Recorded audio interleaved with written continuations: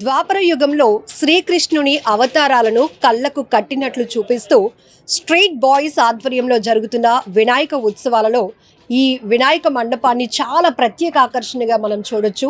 మొట్టమొదటిగా గురువు. మనం ఏమి నేర్చుకోవాలన్నా ప్రపంచం ఒక విజ్ఞానం వైపు నడుస్తుందంటే అది ప్రధానమైన పాత్ర గురువుదే.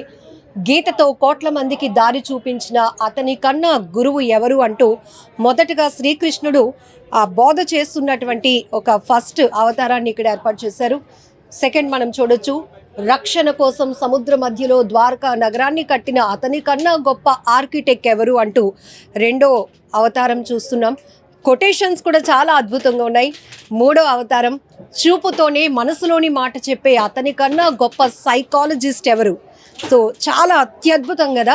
వచ్చే చిన్న పిల్లలు కూడా ఇక్కడ ఉన్నటువంటి ఈ కాన్సెప్ట్ అర్థం చేసుకోవాలి.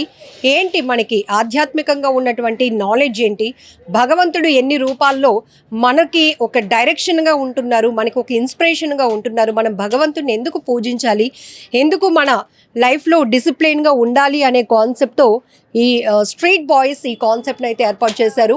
వేణుగానంతోనే గోవులను గోపికలను కట్టిపడేసి అతన్ని మించిన మ్యూజిషియన్ ఎవరు